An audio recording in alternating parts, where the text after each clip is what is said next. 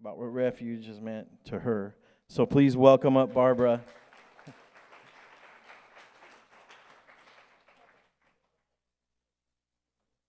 Woo, I'm nervous. Real quick, I don't want to take up too much time, and I'm sure you guys can hear me because I'm Latina. So, my story is pretty much the same. I came here broken. I came with the homeboy. Thank you, Popeye, rest in peace. I always throw his name out here because of the food. No lie, I was out there struggling, thugging it and everything, and he said, "Come on, homegirl, let's go over there and eat." And I was like, "All right, that's cool. You know, it's over here at at the school. It's all not traditional. You know, I'm not gonna get kicked out. They're not gonna trip on me. That's cool." But then I was like, "No, we gotta stay for service. It's just wrong, you know." And he's all, "No, we're getting high afterwards." I'm like, man. So we would go back and forth with this and everything, and I would think like, okay, what's the get up here? Like, what's their get down? And then I honestly confused it. I remember Payne being there because I was like trying to get the name straight. And I went up to one of them saying Payne, and he's all, "No, that's Mike." And I go, "Man, you know what? You guys are messing with my high. Like, I'm not coming here no more, you know." But I got tired out there in the streets. You know, I'm dual diagnosed. I'm working on doing. Well, let me restate that.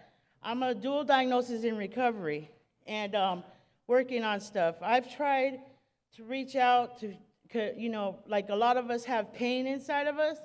I've tried to, medicate that pain with drugs, people, places, and things, and nothing helped. And even coming to churches, even churches, you know what I mean?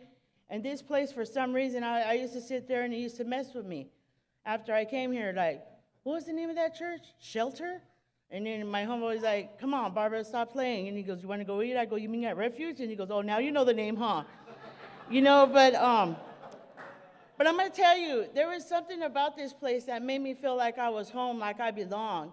Even the great people, and I know we're not supposed to say, but like Mike, he reached out every time I thought I found another way to, to have whatever it was God is supposed to give me. You know what I mean? "Hey, are you okay?" And that's God. I know that's God in work. I've been baptized way before, so I know God still was in my life and uses people like Mike to say, "Hey, are you okay?" How does he know I'm trying to commit suicide right now? You know? How does he know that I'm struggling and going back to the needle? You know? And it's like, I tried to even cut in the church off. When my last idol was my relationship. And I didn't know it at the time, but when he cut me off, or when I decided to cut him off, we went back to the lifestyle, I had cut the church off. I cut everybody off. Because he said, he promised me all these wonderful things that only Jesus could give me, and I didn't know it at the time. And once again, I found myself at the hospital trying to take my life one more time, just to stop the pain. And I get a text, I'm thinking, now I really can't go back to Refuge, because what are they going to say, Like, "You're just way messed up, man. We can't have you here. We can't use you." I go, I'm gonna chance it. I ain't got nothing to lose. So I hit up Mike on the Facebook, and he's like, "Oh my gosh, I'm so glad you're safe. How are you guys doing?" And I was like, "That's it. I'm in." I'm going. This is something I've never really put all my. And this is perfect. I was just tripping on this. This was me. I was all locked in there. You know what I mean? I was like locked in there, and I was limited. But now, I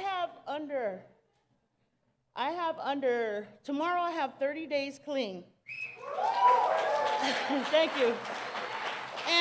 And you talk about, I'm going to let you know right now, if anything, I could tell you what Jesus has done for me, because he works exceedingly. We're extraordinary people.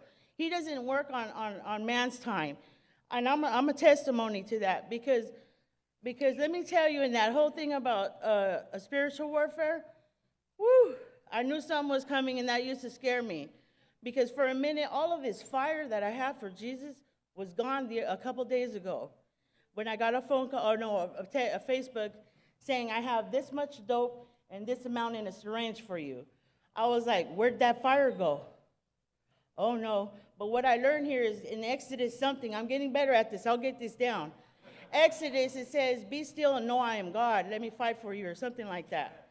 You know what I mean? And I said, I'm not going anywhere. Because if I don't need to know today where that fire went. It's going to come back.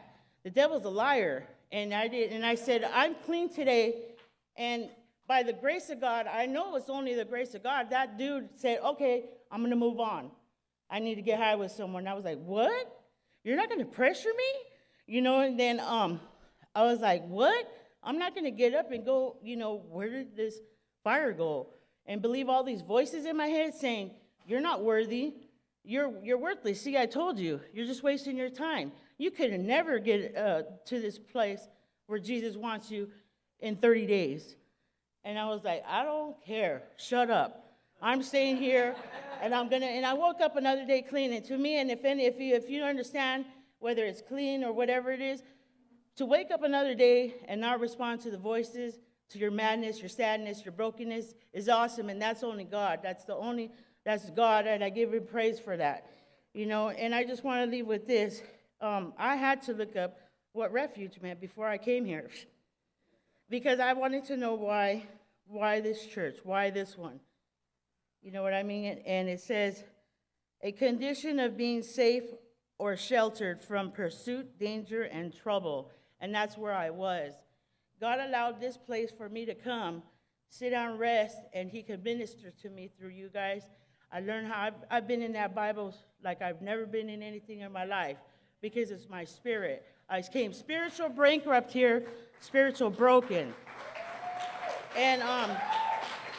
And that's what the refuge has done for me. And now I could just also learn, now that my homeboy Popeye, rest in peace, says, homegirl, you need to learn how to get out the way when it's God's turn. And I go, well, how do I know when that is? He goes, whenever you start coming to my pad asking for drugs because you're too stressed out about people's lives. And I was like, oh, that makes sense. But that's not cool the way you put it down, but it's true, you know. Whenever stuff gets heavy on me, because I'm also recovering codependent, I got issues. But anyways, I sit there and I go, okay, here, God. Because, you know, we're all compassionate people. We're made in his image. So I have to know how to give it to him. And this is a place where I get it, and then I could give it out, and it's just beautiful, whole Owen circle thing. But anyways, that's what refuge means to me.